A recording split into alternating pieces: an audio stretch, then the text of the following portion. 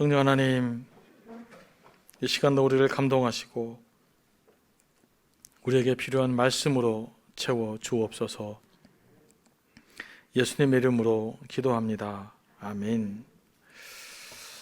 제가 우리 교회 이제 부임할 때 말씀도 드렸지만 그때 이제 하나님께서 제게 주신 말씀인데 내 백성을 위로하라는 이사야 말씀이었습니다. 그래서 교회의 방향성을 생각하거나 고민할 때, 그리고 그 사역을 결정할 때 늘 이 말씀 앞에 섭니다. 이 사역은 내 백성을 위로하는 사역인가 아닌가를 묻습니다. 그러면서 어떤 것들을 확신 있게 결정하기도 하고 또 어떤 것들은 과감 없이 또 양보하기도 합니다. 예수님의 사역이 백성을 위로하는 일이었고 또 희망을 갖기 어려운 시대에 새 역사를 꿈꾸는 이스라엘 백성에게 필요한 것이 바로 하나님의 위로였습니다. 지금 이 시대에도 우리에게 필요한 것은 이러한 하나님의 위로가 일 줄로 믿습니다. 우리가 하나님의 위로를 얻기 위해서는 세 가지가 갖춰져야 됩니다. 첫째는 우리의 믿음이 흔들림 없는 확고한 토대 위에 세워져야 됩니다. 그 토대가 무엇입니까? 바로 예수 그리스도입니다. 이것이 흔들리면 불안합니다. 토대가 흔들리면 사람들은 늘 불안하게 돼 있어요. 토대가 흔들리지 않고 확고하면 그때 비로소 삶의 안정감이 찾아옵니다. 그런 의미에서 믿음의 뿌리가 깊은 사람이 안정된 삶을 살아갈 수 있습니다.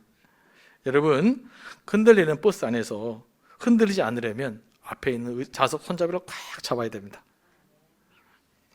마찬가지로 하나님의 위로는 복음의 진리를 확고하게 붙들 때 우리가 얻을 수 있는 것입니다.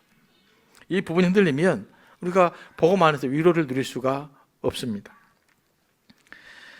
저는 이제 지난주부터 또 그 지난주부터 제가 홈커밍 다녀오면서부터 제게 적용 하나 합니다. 지난주에도 말씀드렸지만 큐티 말씀을 늘 붙들거나 또 한 주간의 말씀을 묵상하는데 지난주는 가장 많이 이렇게 이 말씀을 외웠습니다.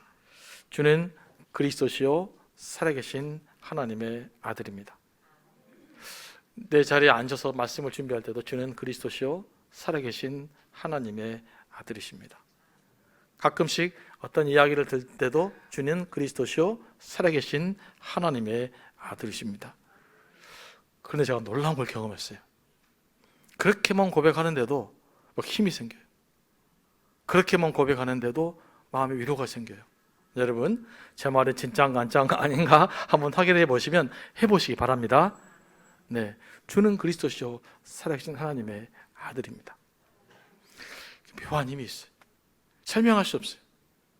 그냥 주는 그리스도시요 살아계신 하나님의 아들이라는 고백만으로도 우리는 하나님 위로를 누리며 살아갈 수가 있습니다. 두 번째는 올바른 가치를 붙잡아야 됩니다. 올바른 성경적 가치를 붙들어야 됩니다. 이것을 성경은 거룩한 삶이라고 표현합니다. 사람은 도덕적으로 타락하잖아요. 그러면 삶의 안정을 누릴 수가 없습니다. 여러분, 아무리 부유하고 수많은 권력을 가져도 내가 도덕적으로 무너져 버리면 절대 삶의 안정감을 찾지 못합니다.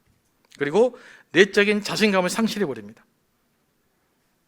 그래서 쾌락을 누릴 수는 있어도 하나님의 위로를 찾을 수는 없습니다. 아무리 힘들고 어려워도요, 말씀대로 살려고 몸부림치는 사람에게는 하나님의 위로와 은혜가 있습니다. 우리가 하나님의 위로를 누리며 살려면 말씀 붙들려 살아보려는 그런 몸부림이 있어야 돼요. 그리고 세 번째, 기도와 말씀으로 구체적인 삶의 문제들이 해결되어야 됩니다. 우리는 현실적으로 삶의 문제들을 가지고 있기 때문에 교회 다니면서 아무런 삶의 문제를 해결하면 받지 못한다. 그러면 여기서 힘을 여러분이 얻을 수 없어요. 우리가 직면한 삶의 문제들을 해결하기 위해서 하나님께서 우리에게 주신 열쇠가 있습니다. 그것이 뭡니까? 바로 기도입니다. 우리가 구체적인 기도 응답을 받게 될 때 영적인 힘을 얻게 되고 하나님의 위로를 경험하게 됩니다. 그래서 기도해야 되는 거예요. 그리고 미래를 소망하면서 꿈꿀 수 있습니다. 여러분, 하나님을 기대하면 기도하게 되고요, 기도하면 하나님을 기대하게 됩니다. 이게 살아있는 신앙생활이에요. 우리가 직면한 삶의 문제들을 붙들고 기도의 자리로 내려가지 않는 한 우리의 신앙은 그저 피상적인 수준에 머물고 맙니다. 이게 무슨 말이냐면요, 그냥 뜬구름 잡는 신앙생활밖에 못한다는 말이에요. 저는 우리 교우들이 그 예수 그리스도 안에서 하나님의 위로를 받기 원하는데, 이러기 위해서는 분명한 믿음의 토대 위에, 그리고 더 하나님 말씀의 진리에 따라 가까이 살아가는 삶을 통해서, 기도를 통해서 하나님의 은혜를 좀, 하나님의 위로하심을 좀 구체적으로 경험하며 살았으면 좋겠습니다. 바울이 이제 안디옥으로 돌아가는 중에 에베소에 잠시 머물면서 복음을 전했습니다. 그때 바울의 여행에 누가 동행합니까? 브리스길라와 아굴라가 동행합니다. 그래서 그들을 중심으로 에베소 교회가 세워졌습니다. 그러고 나서 바울은 가이사랴로 갔다가 이제 안디옥으로 갔다가 3차 전도를 하면서 다시 에베소로 돌아옵니다. 그 와중에 이제 일어난 일입니다. 바울이 아직 에베소에 도착하기 전에 누가 등장합니까? 아볼로라는 분이 에베소에 와서 예수님에 대해서 가르쳤어요. 성경에서 이 사람의 어떤 사람 행적을 자세히 기록하면 그 사람은 어떤 인물입니까? 중요한 인물이에요. 그러면 아볼로가 어떤 사람입니까? 이 고린도 전서를 보면 아볼로에 대해서 나와요. 고린도 교회가 이제 네 파로 분열돼 있었어요. 하나는 그리스도파, 하나는 베드로파, 한 사람은 아볼로파, 한 사람은 바울파. 그 중에서 가장 큰 두 세력이 바로 바울파, 아볼로파였어요. 이 말은 아볼로가 무슨 교회 분열을 조장했다는 것이 아니라 그만큼 아볼로의 영향력이 고린도 교회에서는 컸다는 말입니다. 그래서 이 영향력 있는 사람에 대해서 제가 오늘 성경은 언급하고 있습니다. 그는 그 북아프리카 알렉산드리아 출신인데, 오늘 말씀 보니까 언변이 좁고 성경에 능통했습니다. 여기서 성경 구약을 말하죠. 그러니까 구약에 능통하신 분이에요. 이 아볼로를 이해하려면 알렉산드리아를 좀 이해할 필요가 있습니다. 알렉산드리아가 어떤 곳입니까? 사진을 보면서 한번 또 설명해 드리겠습니다. 저게 파란 부채꼴 모양이 이집트입니다. 소위 이집트의 삼각주라는 곳이에요. 저쪽에서 곡창지대죠. 저 빨간 점이 알렉산드리아입니다. 자, 알렉산드리아는 알렉산더 대왕이 정복하고 헬라화 시키기 위해서 알렉산더식 건축을 했던 곳이 바로 알렉산드리아라는 도시입니다. 한 장 더 넘겨보시면요, 지금의 알렉산드리아입니다. 이집트 최고의 관광지역이 바로 저곳이죠. 또 하나 넘겨보시면요, 저게 이제 유적들인데, 알렉산더 대왕이 이제 돌아가면서 정복하는 데마다 헬라 문화를 이식했는데, 로마가 서구 유럽을 또 지중해 지역을 정복할 때는 뭘 이식시켰을까요? 로마식 건축을 했어요. 그러니까 지금은 여러분이 다니는 모든 그 유럽 지역은 다 로마식 건축입니다. 그러니까 그리스 오리지널 건축은 거의 낡아 있거나 기둥만 있거나 그런 거죠. 한 장 더 넘겨보면 알렉산드리아에서 가장 유명한 곳이 있습니다. 그것이 바로 알렉산드리아 도서관입니다. 이집트에 있는 알렉산드리아 도서관이 고대는 가장 큰 박물관이었습니다.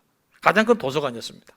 그래서 저기서 모든 연구가 발달되어 있었고, 실은 저곳이 이제 과학적으로 가장 발전했던 것이 바로 저 알렉산드리아 도서관 덕분입니다.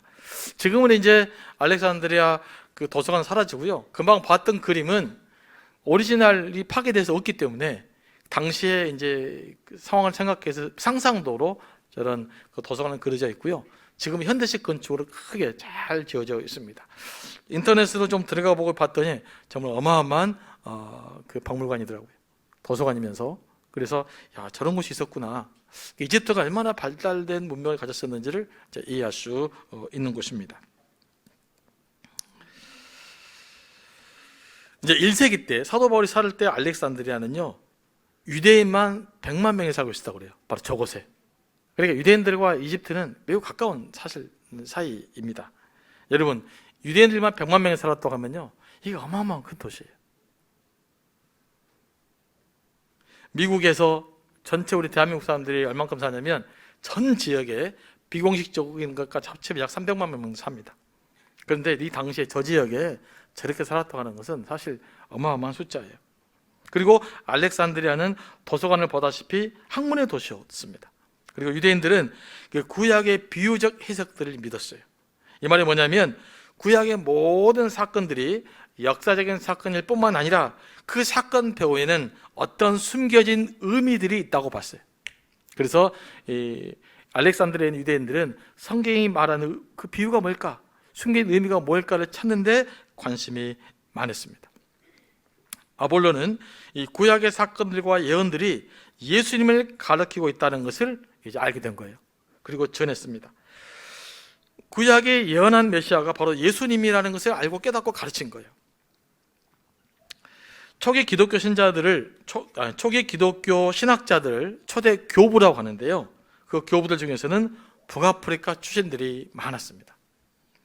우리 가장 잘 알려지는 신학자는 어거스틴입니다. 개신교의 토대자가 될 수 있는 어거스틴인데 이분도 북아프리카 사람이에요. 그리고 뭐 알렉산드리아 출신들도 많이 있습니다. 그러니까 지중해 연안의 북아프리카가 어떤 의미에서는 기독교 신학의 그 초기 성지라고 할 수 있는데 요즘 참 아프리카를 안타깝죠. 하지만 그 사람들에게는 상당히 깊은 그 아주 뿌리 깊은 신학적 전통을 가지고 있습니다. 우리가 그래서 함부로 이 북아프리카 신앙 믿는 사람들을 이렇게 쉽게 생각하면 안 돼요. 그분들이 만만치 않는 어떤 그 역사와 어떤 스피릿을 갖고 있습니다. 이제 25절 말씀을 보면 그는 아볼로는 일찍부터 주의 도를 배웠습니다. 오늘 본문은 기독교를 주의 도라고 말합니다. 길이라는 뜻이죠. 이 말은 주님께서 가르치시고 보여주신 인생길이라는 말입니다. 우리가 믿는 예수님은 우리 믿음의 대상일 뿐만 아니라 우리가 가야 할 길, 실제적인 삶의 방식이라는 뜻입니다. 우리의 삶의 목표고 방향성이라는 거예요. 그러니까 우리가 예수님을 믿고 따른다는 것은 예수님이 내 삶의 목표요, 내 인생에 걸어갈 그 방향성이라는 것을 고백하는 거예요. 그렇게 믿으십니까? 그럼 우리 삶의 목적이 바로 예수 그리스도 그분 자신이어야 됩니다.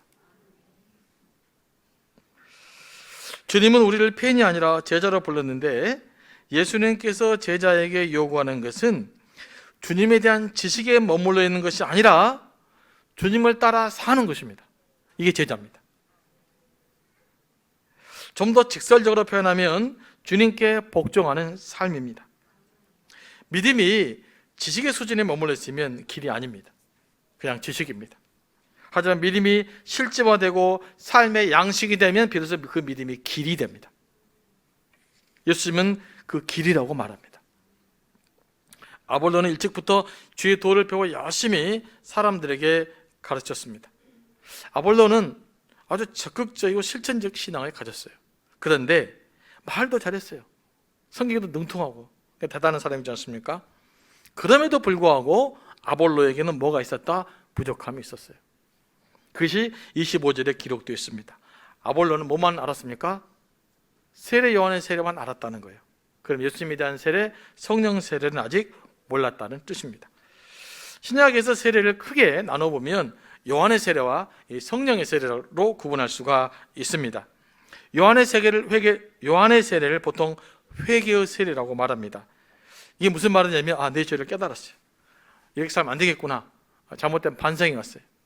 그래서 이제는 새롭게 사람이 되어야 되겠다라고 결단하면서 받는 세례, 이게 바로 요한이 준 세례입니다.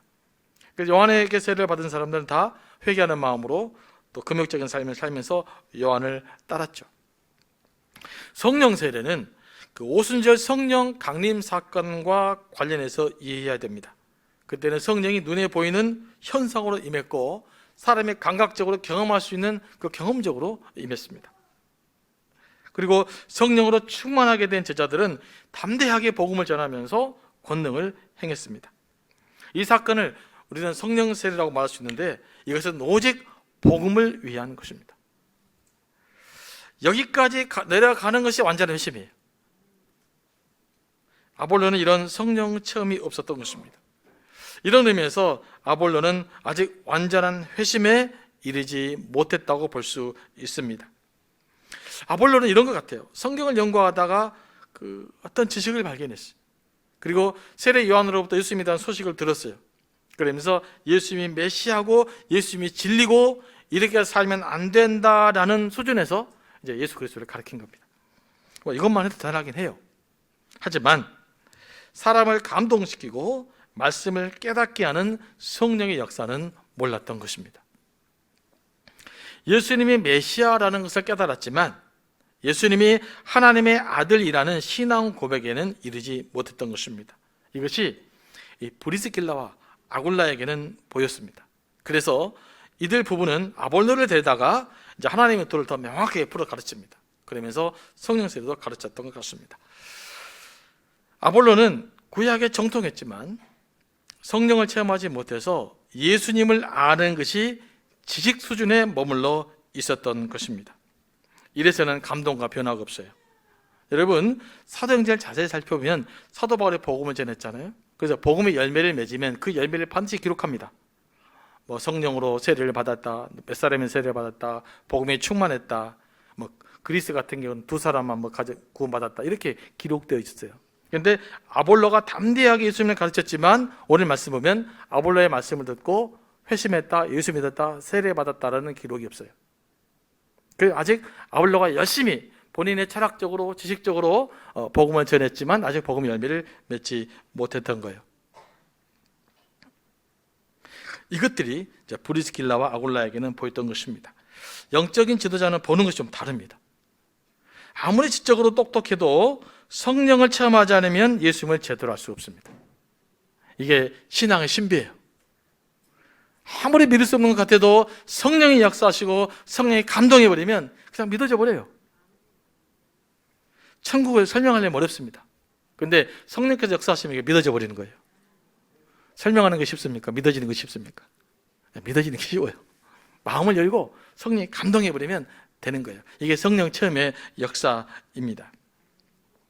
아볼로는 브리스길라와 아굴라에게서 성령 세례를 받고 신앙의 그리스도를 온전히 배운 겁니다. 아볼로가 대단한 것이 있어요. 그런데 여러분, 브리스길라와 아굴라의 가르침을 받아들였잖아요. 지금 구약의 전문가는 누굽니까? 브리스길라와 아굴라가 아니라 아볼로 자신이에요. 그래서 아볼로가 당신들이 뭘 한다고 나한테 가르치요? 그러면 끝이에요. 그런데 오늘 말씀 보니까 브리스길라와 아굴라의 리더십을 존중하고 그의 가르침을 받아들였다는 것이죠. 영적인 차원은 지적인 차원과 다릅니다. 아볼로는 이것을 알고 브리스길라와 아굴라의 가르침을 받아들였고 그래서 세례 요한을 넘어설 수 있었던 것입니다. 저는 말씀 묵상하면서 이 아볼로는 참 겸손하다라는 생각을 해봐요. 우리 아볼로에게서 이런 겸손함을 배워야 됩니다. 우리는요, 사실 저도 좀 그런 경향이 있어요. 제가 좀 잘 안다고 생각되잖아요. 그럼 다른 사람의 말에 귀에 잘 안 들립니다. 여러분 어떠신가요? 내가 전문가인데 니들이 얼마나 잘하냐, 그런 거 없어요? 그러니까 사람들은 자기가 좀 똑똑하다고 생각하면 다른 사람 말 잘 안 듣습니다. 그런데 아볼로는 다른 사람들 이야기가 들어왔다는 거예요. 이게 훌륭한 겁니다. 우리가 제대로 살기 위해서는요, 다른 사람들 이야기가 자꾸 내 귀에 들어오면 흔들린 거 말고 들어오면 그때부터 성숙하기 시작합니다. 그런데 이제 다른 사람 이야기가 절대 안 들리기 시작한다. 그러면 성숙이 안 돼요. 브리스길라와 아굴라의 지도를 받은 이제 아볼로는 아가야로 가고자 했어요. 그러니까 성령이 역사하시면 사람이 있을 수가 없어요. 뭔가 역동성이 생겨요. 복음을 가만히 갖고 있을 수 없어요. 누가 나눠야 돼요. 이게 성령의 역사입니다. 그래서 바울이 이제 아가야로 가고 했는데, 아가야는 고린도가 수도죠. 그러니까 성령의 경험을 받은 이 아볼로는 이제 고린도 교회를 가고자 했던 것 같아요. 그러자 에베소 교회인데 어떻게 대합니까? 아볼로를 첫 번째 격려해주고 아가야 지역에 있는 제자들에게 편지를 써줘서 그들이 아볼로를 잘 영접할 수 있도록 한 것입니다. 교회의 지도자로 파송해 준 거죠. 당시에는 편지가 이 일을 위해서 매우 중요합니다. 여러분 지금은요 SNS에 있어갖고 누가 누군지 다 알잖아요. 여러분 2000년 전에는 누가 어떻게 했을까요? 전혀 몰라요. 오직 그 사람을 보증해 주는 것은 편지예요. 그래서 지금도 미국은 추천서가 매우 중요합니다. 추천서가 굉장히 중요해요. 그 성적이 좀 안 돼도요, 추천서를 잘 받으면 대학 합격시켜줍니다. 여러분이 보기에는 되게 불공정한 것 같습니까? 네, 그만큼 추천서가 중요한데 그 귀한 추천서를 아볼로에게 써준 거예요. 참 이 고대 그리스도인들은 이런 면에 참 성숙한 것 같아요. 더군다나 이제 아볼로가 위치가 고린도 교회 지도자가 되잖아요. 그 지도자로 파송해 준 겁니다. 아볼로의 사역이 어땠습니까? 매우 성공적이었어요. 27절부터 살펴봅니다. 아볼로가 아가야로 건너가고자 하므로 형제들이 그를 격려하며 잘했다, 잘해야 된다 이렇게 막 격려해 줬다는 거예요.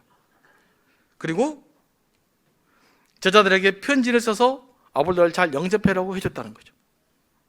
그래서 그가 감에 이제 은혜로 말미암아 믿는 자들에게 많은 유익을 줬다 이렇게 말하잖아요. 그리고 28절입니다. 이는 성경으로서 예수는 그리스도라고 증언하여 공중 앞에서 힘있게 유대인의 말을 이김이러라. 아볼로는 많은 성도들에게 뭐 했다고? 유익을 줬다고 기록하고 있어요. 성령의 은사도 마찬가지입니다. 이번에 우리가 고린도전서 묵상하잖아요. 성령의 은사는 뭘 위한 거라고요? 사도 바울은 너희의 유익을 위한 거라고 말하는데요. 제가 영어 성경 찾아봤더니 이렇게 돼 있더라고요. 그 부분이 for common good. common good이 뭔지 아시죠? 공적인 선이라는 뜻인데요. 공동체의 선, 공공의 선이라고 볼 수 있고. 그게 무슨 뜻이냐면요. 성령을 우리에게 허락하신 이유는, 성령의 은사를 우리에게 허락하신 이유는 교회 공동체 덕을 세우기 위해서 성령을 우리에게 허락하신다는 거예요. 이게 성령의 역사입니다. 그러면 내가 올바른 성령을 체험했나 안 했나는 뭘 확인할 수 있을까요? 나의 뜨거운 가슴으로 할 수 있을까요? 아니면 공동체가 덕스럽게 세워지는 모습을 통해서 할 수 있을까요? 네, 나의 뜨거운 가슴이 공동체가 세워지는 모습으로 나타나야 돼요. 이게 올바른 성령의 역사예요. 그러지 않으면 나의 감정적인 열심일 수 있습니다. 그래서 우리가 진정한 성령의 역사인 걸 확인해 보려면 항상 이 경험이, 이 역사가 교회에 덕을 세우는지 우리는 1차적으로 확인해 봐야 되는 것입니다. 그리고 아볼로가 또 너무 성경 박사여가지고 성경을 근거로 예수님을 그리스도라고 전하면서 유대인을 반박도 못하겠다 이 말이에요. 그러니 교회에 얼마나 큰 힘이 되겠습니까? 우리가 이제 그 지식이 좀 부족하잖아요. 그럼 경험이 있어도 뭔가 좀 공허합니다. 사실 그런 부분이 있어요. 그런데 아볼로가 나타나가지고 성경으로 쫙 설명해 주니까 아마 고린도 교회인들 속이 시원했던 것 같아요. 이리 봤지? 이 정도다! 그러면서 이제 아볼로가 엄청난 리더십을 확보해 갔던 것 같습니다. 여러분, 그 지식으로 머물러 버리면 사람을 교만하게 만듭니다. 하지만 성령을 체험한 사람의 지식은 복음을 위해 크게 사용됩니다. 그런 의미에서 우리의 지식도 세례받아야 돼요. 지식의 회심이 필요합니다. 성령 세례를 경험한 아볼로는 아가야로 가서 은혜로 말미암아 믿는 자들에게 많은 유익을 주었습니다. 성령의 사람 항상 믿는 자들에게 많은 도움을 주는 거죠. 저는 오늘 말씀을 묵상하면서요, 하나님 앞에 독불 장군은 없다는 것을 발견합니다. 여러분, 아볼로가 이렇게 선한 영향력을 행사하셨던 것은 아볼로 혼자만 힘으로 된 것이 아닙니다. 아무리 아볼로가 똑똑한다고 해도 되는 것이 아니에요. 뭐가 있었습니까? 하나님의 도우심이 있었죠. 브리스길라와 아굴라의 도우심이 있었죠. 교회가 그들을 격려하여 파송해 줬죠. 아볼로에서 또 거룩한 추천서를 써줬죠. 이 모든 것들이 합력하여 복음의 열매를 맺어낸 것입니다. 여러분, 하나님은 합력하여 선을 이루시는 분이십니다. 나 혼자 아무것도 할 수 없어요. 하나님의 도우심이 있어야 되고요, 성도들의 도우심이 있어야 됩니다. 그래서 우리는 열심히 기도하고 예배하면서 교우들을 서로 존중할 수 있어야 돼요. 옆에 있는 교우들 다시 한번 쳐다봐보겠습니까? 네. 여러분이 존경해야 될 분이십니다. 네. 그래 할 수 있겠어요? 다시 한번 인사 한번 해보겠습니다. 존경하는 마음으로 시작.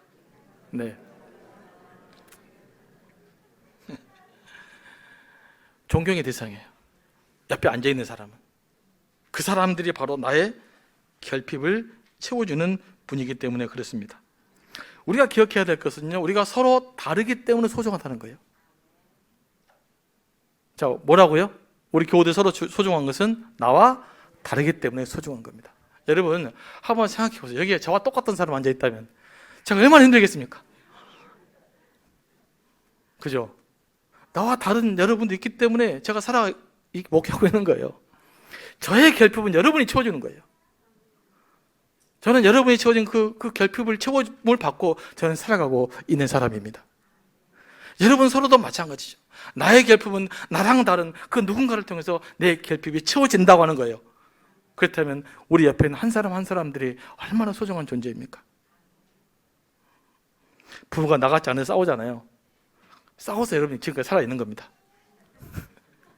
나랑 다르기 때문에 살아가는 거예요. 그래서 그분이 나의 결핍을 채워주는 것이죠. 자, 우리 고향 말 중에서 전라도 사투리 중에서 한 가지 좀 사용하지 않았으면 단어가 있어요. 틀리다는 말이에요. 틀리다는 말. 자, 색깔이 다릅니다. 근데 우리 보통 뭐라고 말합니까? 색깔이 틀려. 네. 맛이 다릅니다. 네. 이 식당은 맛이 틀려. 그러니까 우리는 다른 것을 자꾸 틀리다고 그래가지고 자꾸 다른 것을 틀린 줄 알고 생각하는 것 같아요. 그러니까 별것도 아닌데 틀린 거라고 자꾸 이야기하니까 틀리다고 생각하니까 이제 싸움을 대상이 되는 거예요. 여러분, 상대방이 틀리면 내가 고쳐야 되잖아요. 근데 상대방이 다르면 같이 가는 거잖아요. 그래서 우리는 이 다름이라는 단어를 회복해야 될 줄 믿어요. 이제 앞으로 음식도 좀 맛이 다르다. 색깔이 다르다. 내 경험과 다르다. 이 다르다는 용어로 바꾸시기 바랍니다. 여기서부터 우리는 어떤 새로운 역사가 일어날 줄로 믿어요. 한국 사회도 틀리다 말 대신 다른 말로 쓰기 시작하면, 다름을 인정하기 시작하면 우리 민족도 변화될 줄로 믿습니다. 그걸 어디서부터 해야 될까요? 바로 여기서부터. 우리 안에서부터 일들이 회복될 수 있게 되기를 원합니다. 19장 말씀을 보면요, 예수님을 믿고 전하는 사람들 중에 성령을 알지 못하는 사람도 있었어요. 바울이 안디옥을 떠나 에베소에 도착해 보니 몇몇 제자들이 가르치고 있었던 모양이에요. 예수님을. 바울이 좀 이상해. 살펴보았더니 좀 더 이상해. 그래서 사도 바울이 묻습니다. 너희가 예수 믿을 때 성령을 받았느냐? 이들이 뭐라고 대답합니까? 우리는 성령이 계심도 듣지 못하노라. 초대교회가 시간이 지나면서요, 성령을 받지 못하고 예수님을 지식으로만 믿고 아는 사람들이 생겨나기 시작했습니다. 이게 좀 문제가 됐죠. 학자들은 아마도 그 세례 요한의 제자들이 예수님의 제자로 많이 들어왔거든요. 그래서 세례 요한의 제자들이 지적이고 도덕적으로 회심을 하고 교회 안으로 들어온 것으로 봅니다. 그리고 아마 이 아볼로처럼 알렉산드리아 출신 중에서 또 성경을 연구하다가 예수님을 메시아로 고백하는 사람들이 있었겠죠. 바울은 이런 사람들을 예비로 두지 않았습니다. 그들의 신앙을 확인하고 바로 교육했습니다. 바울은 요한이 베푼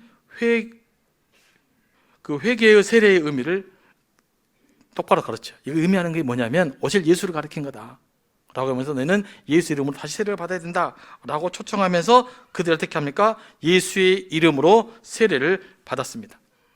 이 구절이 의미하는 바는 뭡니까? 이들이 예수님을 알긴 알았으나 지적이고 도덕적 수준에서 알았다는 거예요. 이렇게 살면 안 된다. 예수님의 가르침대로 살아야 된다. 이런 도덕적 회심이 있었던 것 같으나 예수님이 우리를 죄와 사망에서 구원하실 구세주요 하나님의 아들이라는 믿음은 없었던 것 같습니다. 그러면 문제가 되는 거예요. 여기는 신앙이 아니에요. 여기까지는. 그래서 한 단계 더 내려가야 됩니다. 그런데요, 초대교회도 예수님을 하나님의 아들로 믿지 못하는 이단들이 있었어요. 굉장히 빠르게. 아마 요즘 남자들은 이 이단을 좋아할 것 같아요. 그 중에 대표적인 것이 에비온파라고 있어요. 유대주의 이단인데 이 사람들 생각 간단하게 정리해 뭐냐면 예수님의 메시아성을 인정하지만 예수님의 신성은 부인하는 거예요. 제가 이제 지금도 이런 식으로 예수님을 믿는 사람들이 있습니다. 이것은요, 믿음이 아니라 합리적 수준에서 성경을 이해하는 거예요. 하지만 하나님이 우리에게 요구하는 것은 믿음입니다. 믿음. 요즘 그 신방하다 보면은요, 남자들에게 이런 질문을 많이 받아요. 예수님은 참 도덕적으로 좀 소개하면 참 좋겠는데 자꾸 그냥 부활했다 그러고 그냥 물 위를 걸어갔다 그러고 자꾸 죽은 사람 살렸다 그러고 그래서 못 믿겠다. 그냥 예수님의 산성수만 딱 가르치면 좋겠다는 거예요. 여러분, 여기까지 가는 것은 도덕적 회심이다 그래요. 그러나 우리는 그렇게 가르치지 않습니다. 주님은 살아계신 하나님의 아들이고 지금도 역사하시고 우리를 죄와 사망 가운데 구원하실 바로 그분으로 믿고 고백합니다. 우리의 믿음은 여기까지 내려와야 돼요. 그래야 진정한 영적 회심이 일어나는 것이죠. 바울은 지적 회심에 머무른 사람들을 영적인 회심으로 이르게 했고요, 성령의 사람이 되게 했습니다. 브리스길라와 아굴라도 그랬습니다. 영성학자들은 주로 회심을 세 가지로 나눕니다. 첫째는 지적 회심이 있다. 그러니까 지식적으로 깨달아진 거, 이게 성경이 참 옳구나. 그 다음에 도덕적 회심이 있어요. 옳구나 해서 이렇게 살면 안 되겠구나. 그래서 내 삶을 도덕적으로 개선시켜 가는 거예요. 그리고 세 번째는 체험적 회심이, 영적 회심이 있습니다. 이 영적 회심은 성령을 통해서 주어지는 신앙 고백이에요. 예수 그리스도를 나의 구주, 나의 하나님으로 고백하는 그 신앙, 이게 영적 회심이에요. 우리의 회심은 이 영적 회심에까지 이르러야 됩니다. 이래야 실질적으로 살아있는 그 믿음 생활을 할 수가 있어요. 그런데 이제 우리나라의 남자들은 이성이 발달돼 갖고 이 영적 회심에 너무 힘들어요. 지적 회심에 좀 있다가 조금 수준이 높으면 도덕적 회심까지는 갑니다. 여기서 신앙을 더 끝내버리려고 그래요. 그러니까 천국에 대한 확신이 없어도 상관없고 그냥 이렇게 살아가면 좋다라고 합니다. 그런데 성경이 요구하는 믿음은 그게 아니에요. 여기서 더 나아가야 돼요. 성령을 체험하고 성령의 감동을 통해서 주는 그리스도시요 살아계신 하나님의 아들이라고 하는 분명한 신앙 고백이 있어야 되는 것입니다. 그러니까 내 마음대로 되는 것이 아니에요. 성령의 감동이 필요해요. 그래서 우리는 성령을 사모하고 그 능력 안에서 믿음 생활을 할 수 있게 되는 것입니다. 저는 여러분들이요, 신앙생활을 하면서 이 영적 회심에까지 이르기를 원합니다. 어떤 분들은 지적 회심 수준이 있을 거예요. 어떤 분들은 도덕적 회심 수준이 있을 겁니다. 또 여성분들은 좀 감정적 회심에까지 일어날 수 있을지 모르겠어요. 그러나 우리에게 필요한 것은 언제나 성령의 역사입니다. 그러면 예수님이 믿어져요. 하나님 나라가 그냥 설명할 것 없이 믿어지는 단계예요. 여러분, 혹시 하나님 나라에 대한 확신이 없고 예수 그리스도 확신이 없으십니까? 그러면 기도하시기 바랍니다. 주님, 제가 지적인 회심에서 도덕적 회심을 지나 참된 영적 회심, 성령의 체험적 역사를 경험해서 하나님을 온전히 믿어지게 해주십시오. 이런 기도가 우리에게 필요할 줄로 믿습니다.